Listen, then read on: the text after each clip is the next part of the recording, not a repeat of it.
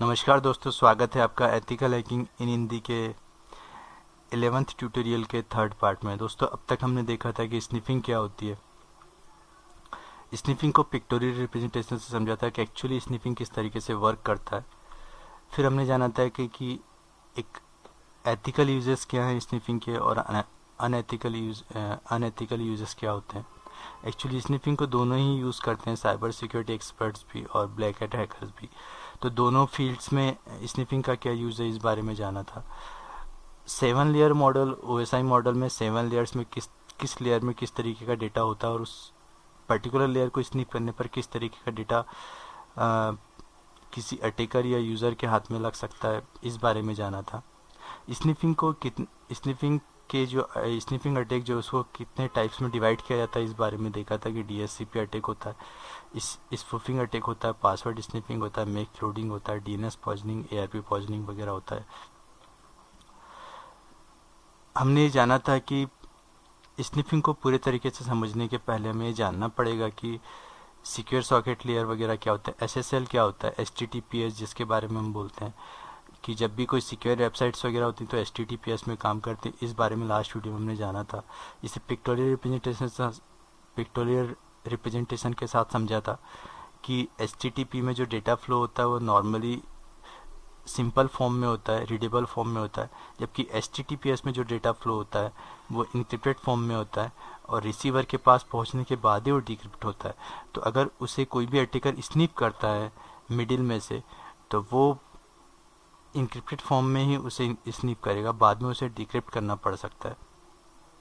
तो ये एचटीटीपी और एचटीटीपीएस का फ़र्क होता है। यूआरएल बार में हम किस तरीके से समझ सकते हैं कि एसएसएल एसएसएल सर्टिफाइड साइट कौन सी है और उसे हमें एसएसएल को ही यूज़ करना है, इस बारे में जाना था। ये देखा था तो एचटीटीपीएस में अटैकर के लिए बहुत मुश्किल हो जाता है डेटा को स्नीफ करना। तो हमने जाना था कि बेहतर होगा कि हम जितना हो सके एचटीटीपीएस का यूज़ करें, ना कि एचटीटीपी का यूज़ करें। आइए आज जानते हैं कि स्विच और हब में क्या डिफरेंस है। एक्चुअली अभी स्टार्टिंग में हमने फर्स्ट वीडियो में ये देखा था कि एक्टिव स्निफिंग को हम दो हिस्सों में डिवाइड करते हैं, एक एक्टिव और पेसिव। तो एक्टिव क्या होता है और पेसिव क्या होता है, ये समझने के लिए और आगे की स्निफिंग को पूरी तरीके से जानने के लिए हमें पहले स्विच और हब के बारे में जानना बहुत ज़्यादा ज़रूरी है, बहुत इंपॉर्टेंट है, मस्ट है।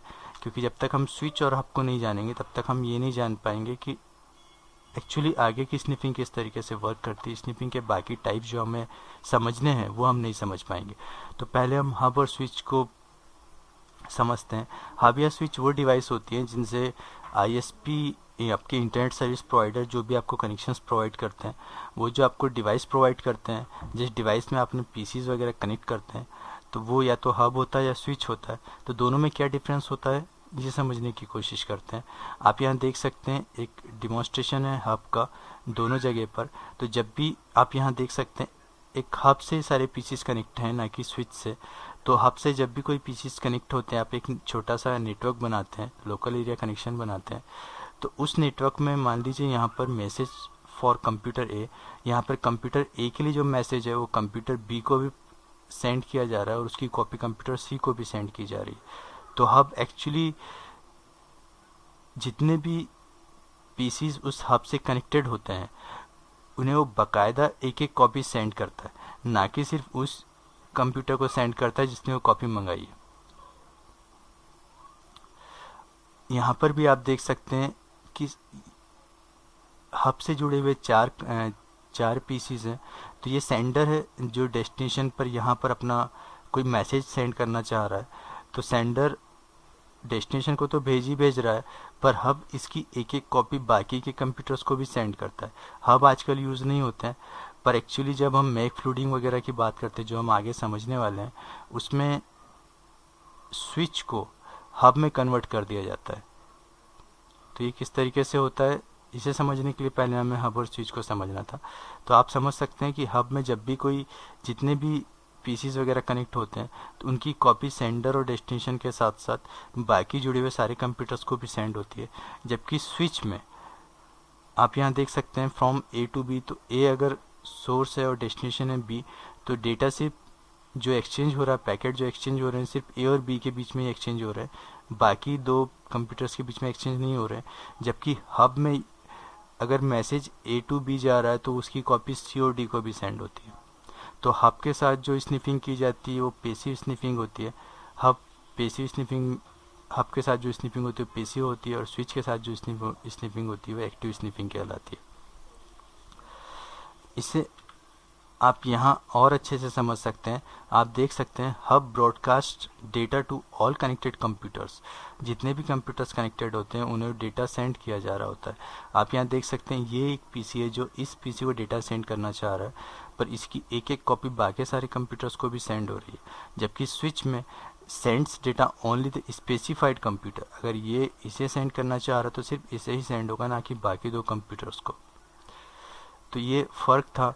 यहाँ जानने वाली बात सिर्फ इतनी है कि हब जब किसी को डेटा सेंड करता है तो बाकी कंप्यूटर्स, कनेक्टेड कंप्यूटर्स को भी कॉपी भेजता है, और स्विच सिर्फ सोर्स और डेस्टिनेशन में कॉपी भेजता है। हब के साथ जो स्निफिंग होती है वो पेसिव होती है, और स्विच के साथ जो स्निफिंग होती है वो एक्टिव स्निफिंग होती है।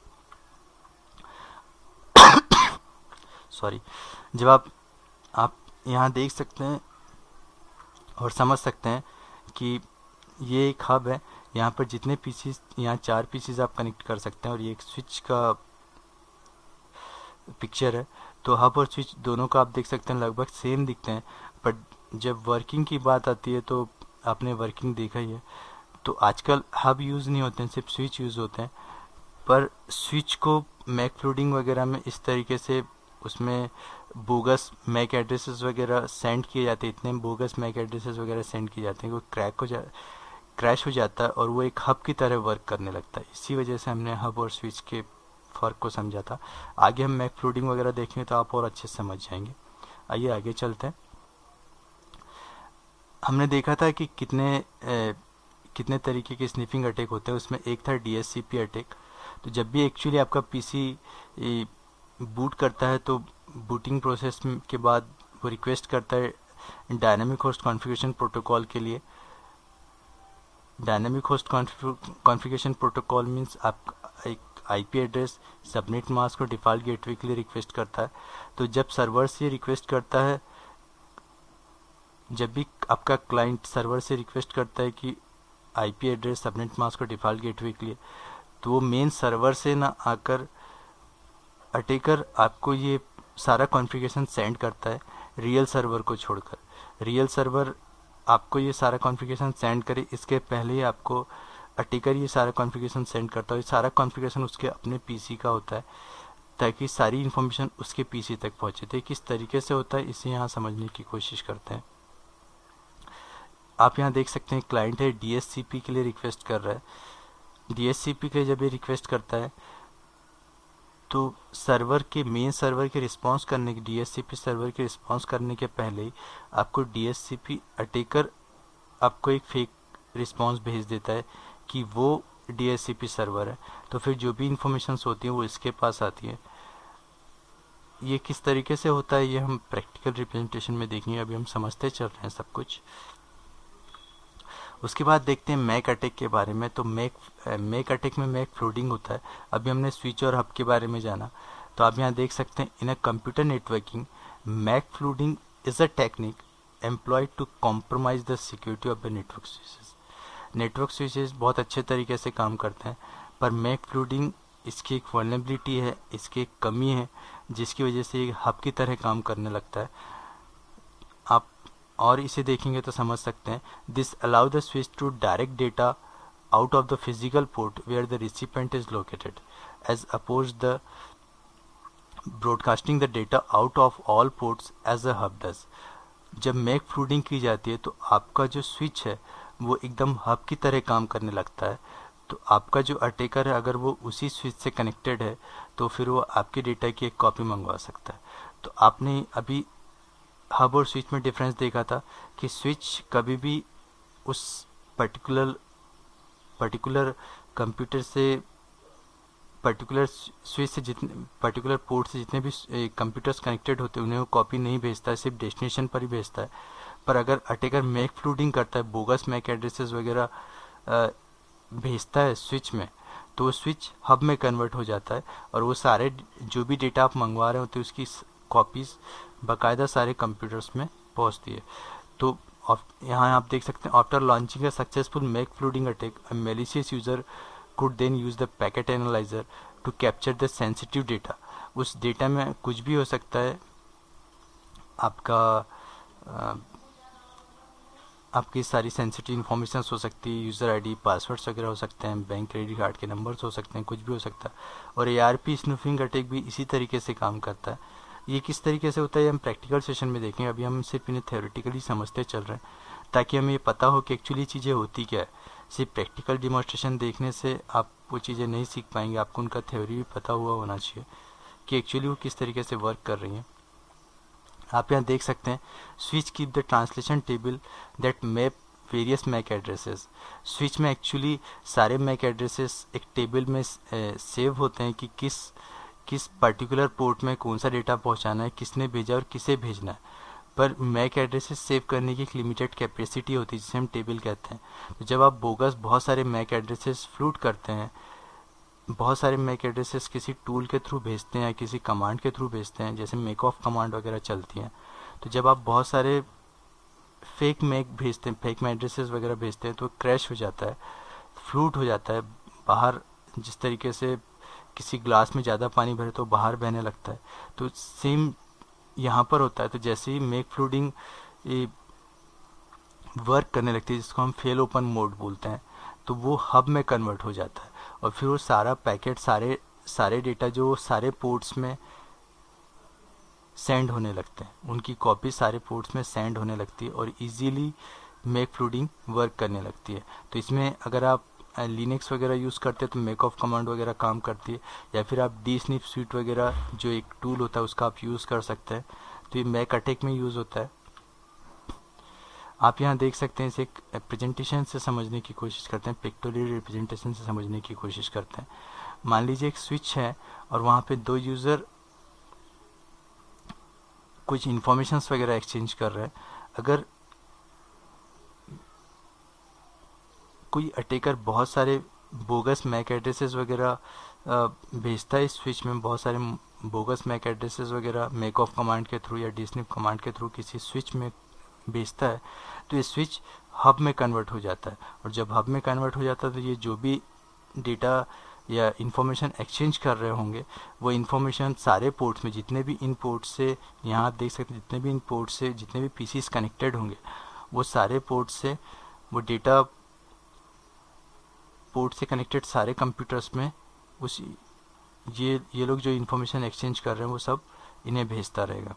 आप यहाँ देख सकते हैं, attacker gain sensitive information, password, protected file, credit card numbers and many mores. तो ये मैक फ्लूडिंग कहलाता है। मैक फ्लूडिंग इसी तरीके से अटैक करता है। स्पूफिंग अटैक की बात करें तो spoofing attack is a situation when an attacker successfully pretend to be the someone else by the falsifying data by thereby gain access to the restricted resources or still informations। हमारे computer की जो पहचान होती है, हमारे computer को अगर network में एक पहचान मिलती है, तो एड्रेस रिजोल्यूशन प्रोटोकॉल एक प्रोटोकॉल होता है जो मैक एड्रेस से, आपके कंप्यूटर का जो मैक एड्रेस होता है, जिसे हम आपको शो करेंगे कि क्या मैक एड्रेस होता है, तो मैक एड्रेस से ही आपके कंप्यूटर की पहचान होती है नेटवर्क में। तो जब आप किसी इन्फॉर्मेशन के लिए रिक्वेस्ट करते हैं या जब आप किसी से कोई इन्फॉर्मेशन एक्सचेंज कर रहे होते हैं, तो उस मैक एड्रेस के थ्रू ही पता चलता है कि इस पर्टिकुलर कंप्यूटर ने कोई इन्फॉर्मेशन मंगाई। मान लीजिए आप जीमेल या फेसबुक यूज़ कर रहे हैं, तो जब आप उसके लिए रिक्वेस्ट करते हैं फेसबुक www.facebook.com वगैरह, तो ARP एड्रेस रिजोल्यूशन प्रोटोकॉल ये बताता है कि इस पर्टिकुलर मैक एड्रेस वाले कंप्यूटर ने फेसबुक की रिक्वेस्ट भेजी, तब फेसबुक आके आपके कंप्यूटर पे ओपन होता है। तो अगर आपका मैक एड्रेस कोई और कंप्यूटर यूज़ करने लगे तो वो इन्फॉर्मेशन की एक कॉपी उसके पास पहुँचेगी।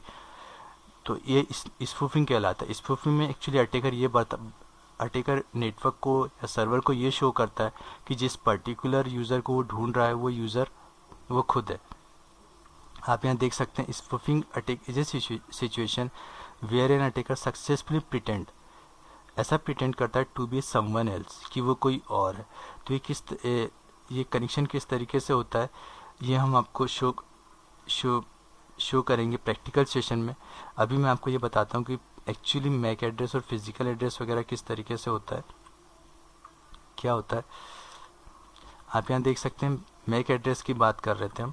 तो मैक एड्रेस जब भी आपको देखना हो, फिजिकल एड्रेस एक्चुअली क्या होता है, किस तरीके से प्रिटेंड करते हैं कि हम क्या हैं, ये हम नेक्स्ट वीडियो में प्रैक्टिकल सेशन में देखेंगे। अभी हम आपको सिर्फ फिजिकल एड्रेस बता रहे हैं। तो आप यहाँ पे जब भी कोई कमांड देंगे ipconfig,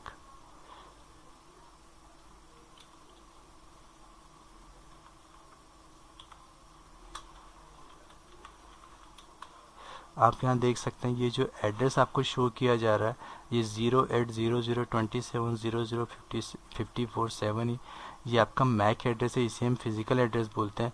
यही आपकी पहचान होती है। आपके कंप्यूटर का एक मैन्युफैक्चरिंग एड्रेस होता है जो आपको आपका मॉडम में आपका राउटर प्रोवाइड करता है कि ये आपको एड्रेस रिजोल्यूशन, माफ़ कीजिएगा, एड्रेस रिजोल्यूशन प्रोटोकॉल ये प्रिटेंड करता है कि इस पर्टिकुलर पीसी ने वो रिक्वेस्ट भेजी है। तो अगर ये मैक एड्रेस कोई और यूज़र या अटैकर अपने कंप्यूटर में से इस मैक एड्रेस को यूज़ करेगा तो वो ये शो करेगा कि जो आप है एक्चुअली वो है। तो प्रिटेंड करता है कि आपका पीसी आपका नहीं, उसका पीसी, और उसके पीसी से वो इन्फॉर्मेशन आपके पीसी तक पहुंचती है। सिंपल वर्ड्स में कहूँ तो सारी इन्फॉर्मेशंस को वो खुद देख सकता है। तो ये किस तरीके से करते हैं, मैक फ्लूडिंग किस तरीके से होती है, डीएचसीपी अटैक किस तरीके से होता है और स्पूफिंग किस तरीके से होता है, ये हम प्रैक्टिकल सेशन में देखेंगे। ये समझने के बाद कि पूरे जितने स्निफिंग अटैक होते हैं उन्हें थ्योरेटिकली समझने के बाद हम प्रैक्टिकल सेशन में सारी बातों को समझेंगे और उनके बारे में जानेंगे, सारे प्रैक्टिकल्स को प्रैक्टिकली अप्लाई करके देखेंगे। तब तक देखते रहिए और सीखते रहिए एथिकल हैकिंग इन हिंदी।